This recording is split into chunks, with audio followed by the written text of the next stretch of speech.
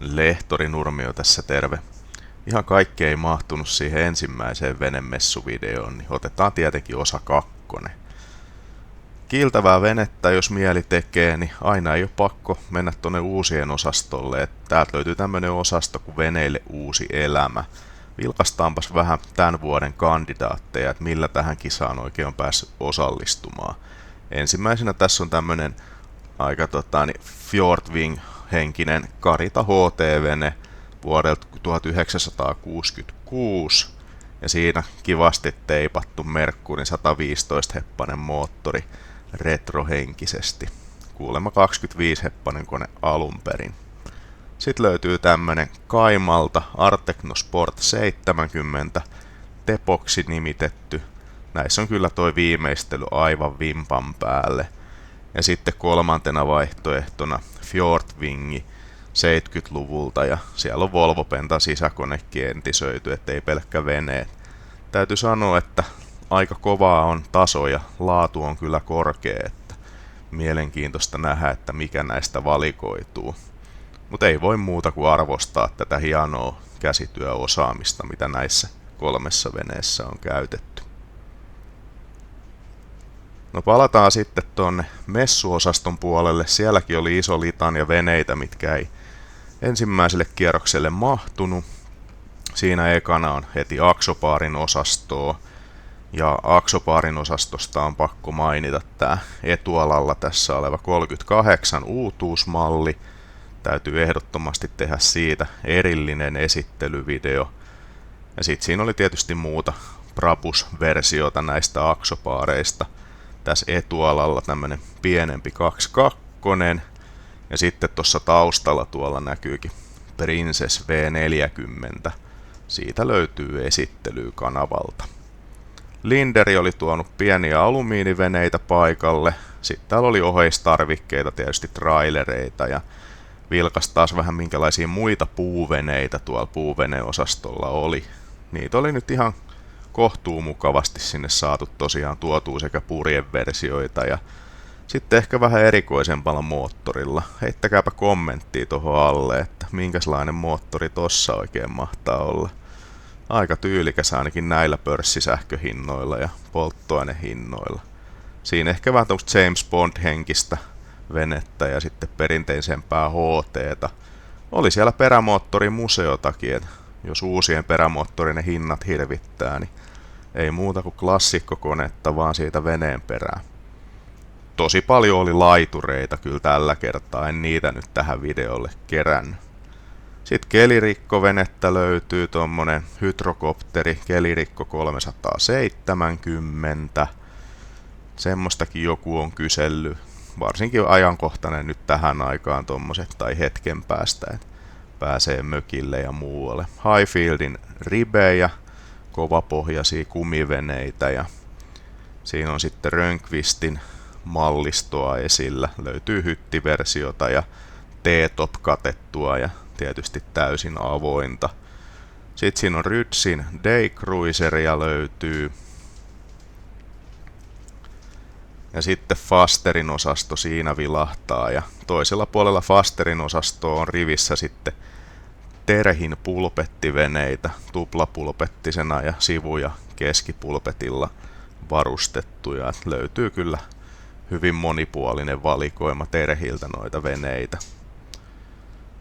Sitten tossa tulee etualalle Bellan 620C hyttivene. Ja sitten siinä flipperiä ei hirveästi tällä kertaa ollut, mutta oli siinä tosiaan toi 700 Daycruiseri flipperin mallistosta näkyvillä. Ja Aquador 300 HT oli tällä kertaa tuotu messuille nyt sitten perämoottoriversiona, eli 2200 heppasta V6. Dieseli sisäkonettahan tuossa tuli viime kesänä jo testailtua ja tarkoitus olisi kyllä tätäkin lähteä testaamaan, että pystyy vertaamaan sitten samaa venettä. Ja siellä Yamarinin tämän hetken uutuus Aura, siitä tulee tietenkin erillinen esittelyvideo. Ja siinä sitten ehkä boosterille tämmöistä vaihtoehtoa tarjolla, eli UMS-venettä ja sitten Grandin Ribe ja sitten siinä seuraavaksi. aika paljon ribejäkin tosiaan messuilla oli esillä. Ja siinä niistä puheen ollen niin löytyy. Ja tietysti myös sähköperämoottoria erilaisissa muodoissaan. Se ottaa kyllä aikaansa ennen kuin niitä tulee lisää.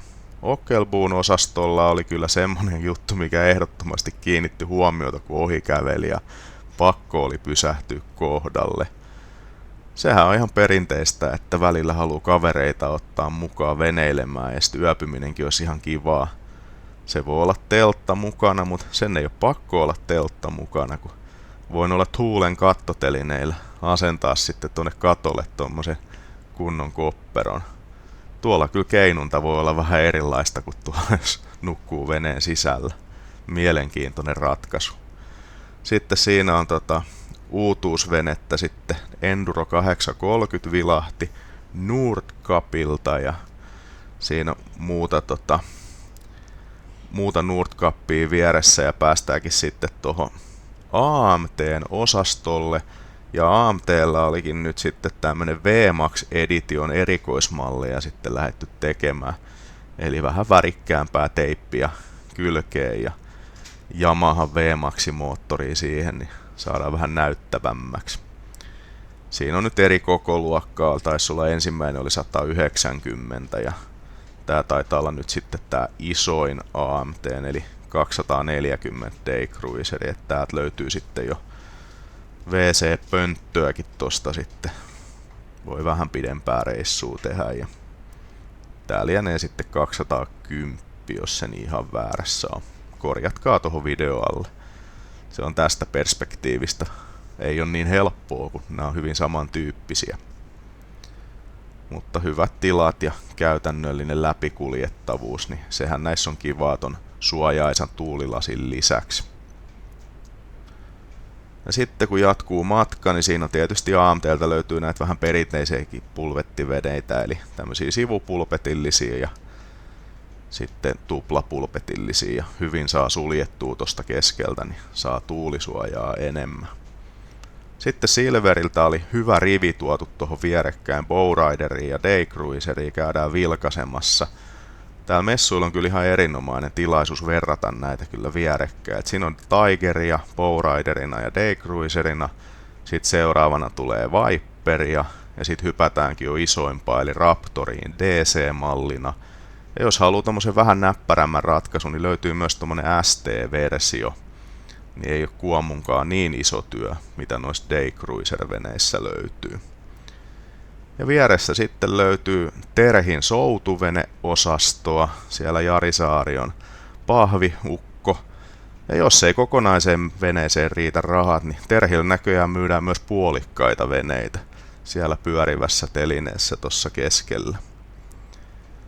Ja sitten on vähän Stingin venettä ja lisää Nordkappia tämmöisenä hyttiveneenä. Sitten on Enitekin veneitä, nämä on aikamoisia vehkeitä. Järeitä ja isoilla perämoottoreilla, että myös vauhtipuoli on kunnossa. Ja siinä vielä silmäys tietenkin vähän Yamarin auraan, kun tälleen uudelleen ohi mennään. Tehdään siitä ihan kunnollinen esittelyvideo. Mutta tosiaan tämmönen messukierrosvideo. Mä sanoisin, että seuraavaksi tuleekin sitten yksittäisiä esittelyitä. Eli jos veneilyvideot kiinnostaa, niin kannattaa harkita kanavan tilaamista. Se on täysin maksutonta. Nähdään seuraavilla videoilla. Se on moro.